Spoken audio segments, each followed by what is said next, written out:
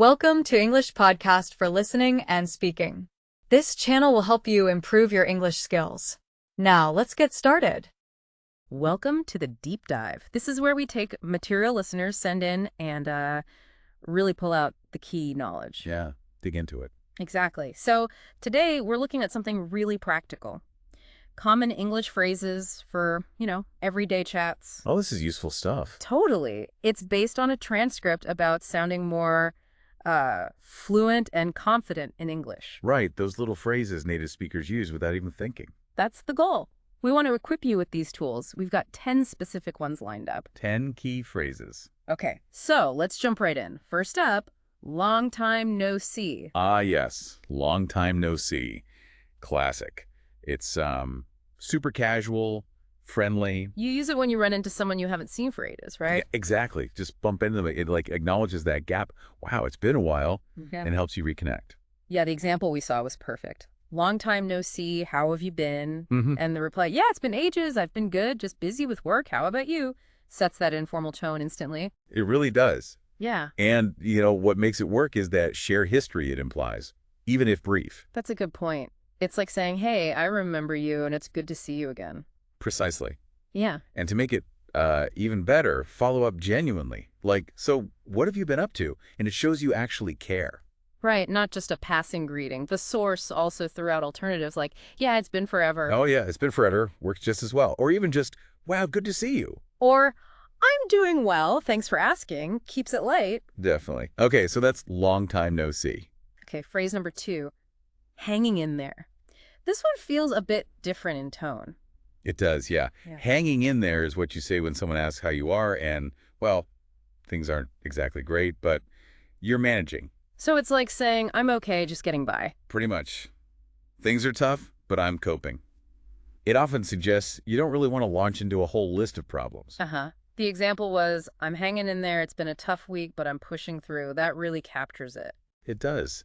It's that feeling of quiet resilience, like you said. So when would you typically use it? And what's a good response? You use it when you want to be honest, but maybe not overly negative or detailed. It's a middle ground. Okay. And a really common empathetic response is something like, I hear you, I've been hanging in there too. Ah, so it creates that connection, shared understanding. Exactly. Without needing all the specifics, it acknowledges the struggle politely. Got it. Okay, moving on. Freight 3 shifts focus a bit more towards mindset, taking it one day at a time. Yes. This one's about coping strategy, really.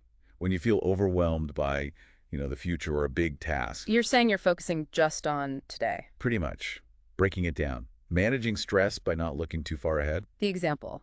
I'm just taking it one day at a time with work. There's so much going on right now. I think a lot of people can relate to that feeling. Oh, absolutely. Work, life stuff. Okay. It applies broadly. Why do you think it's so effective to say that?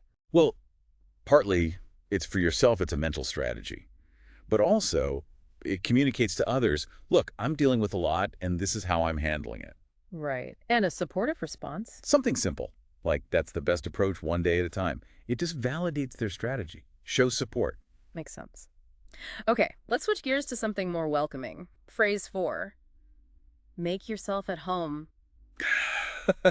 Oh, I like this one. It's so warm, isn't it, when you have a guest over? Yeah, it's basically saying, relax, be comfortable here. Exactly. Forget formalities, just, settle in. It aims for a really relaxed atmosphere. The example includes an offer. Make yourself at home. Can I get you something to drink? That reinforces it. Definitely. The key is sincerity. You say it, and then your actions back it up. Offering a drink, showing them where things are. So it's not just the words. No, it's the whole vibe you create. And a guest might respond, thanks, I'll have a cup of tea, or maybe just, thanks, I'm good, just happy to be here. Polite acknowledgments. Cool. Now for something a bit more energetic. Phrase 5. Spill the tea. Yes. This one's definitely informal.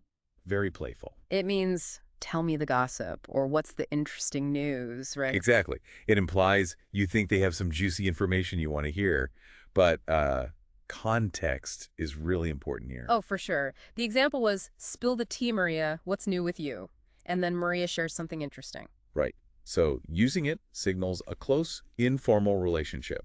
You trust the person, they trust you. It's for friends, usually. Definitely wouldn't use this in a formal setting. Oh, gosh, no. Imagine saying that to your CEO. So, yeah, keep it for casual chats with people you know well. The expected response is basically, okay, here's the scoop. Here's what happened. Got it. Okay, next phrase paints a picture. Burning the midnight oil. Yes, a great idiom. It just clearly means working late, right? Late into the night. Comes from the idea of old oil lamps, I guess. That's the origin, yeah. Mhm. Working late, often to finish something specific, like a project or studying for an exam. The example. I was burning the midnight oil last night trying to finish a project. Relatable for many, I bet. Very relatable. What's a good way to respond if someone tells you that? Usually something sympathetic, Yeah. like, wow, that sounds exhausting, or, oof, hope you got it done. It acknowledges the effort, the tiredness. It shows a bit of understanding. Okay, let's talk balance. Phrase 7. Work hard, play hard. Ah, the motto. This one promotes balancing focused work with really enjoying your downtime. So put in the effort, then properly relax and have fun. That's the idea. It suggests a certain lifestyle intense effort followed by enthusiastic recharging. The example was pretty clear. All right, work hard, play hard, time to relax this weekend. Like flipping a switch. Exactly. It signals that transition. Yeah. The underlying idea is that both are important: productivity and well-being. You need both. And if someone says that, you might respond. Something agreeable, like totally agree, or I love that attitude, time for some fun. Yeah. Shows you appreciate that approach. Right. Okay, here's a really meaningful one. Phrase 8. You can't pour from an empty cup. Yes. This is a powerful metaphor, isn't it? All about self-care. It means you have to take care of yourself before you can effectively help others. Precisely. If you're drained emotionally, physically, whatever, you just don't have the resources left to give to anyone else. The example given is, I need to take some time for myself. You can't pour from an empty cup after all. It sounds like a justification for self-care. And it is, often. Yeah. It's a way to frame prioritizing your own needs, not as selfish, but as necessary to be able to function and support others later. How should we respond if someone says this? Validation is key. Something like, you're absolutely right, or that's so true, take care of yourself first. It reinforces that their decision is wise and important. Good advice. Okay, nearly there. Phrase 9. Under the weather. Ah, yes. The gentle way to say you're not feeling well. It's polite, casual, means you're feeling a bit ill. Exactly. Usually implies it's nothing serious, just feeling a bit off, maybe a cold coming on, tired. Less direct than saying, I'm sick. The example. I'm a little under the weather today, so I'm just staying in and resting. Explains why maybe you're canceling plans or just seem low energy. Doesn't require lots of detail. And the best response. Just something kind and simple. Oh no, hope you feel better soon, or sorry to hear that, rest up. Standard polite concern. Makes sense. And finally, our 10th phrase is about brevity. In a nutshell. Yes. In a nutshell, great way to signal you're about to summarize. Get straight to the point, basically. Exactly. Cut out the fluff, give the main idea concisely. Here's the short version. The example. In a nutshell, I've been busy, but everything is going well. Quick update. Perfect example. Covers the main points without a long story.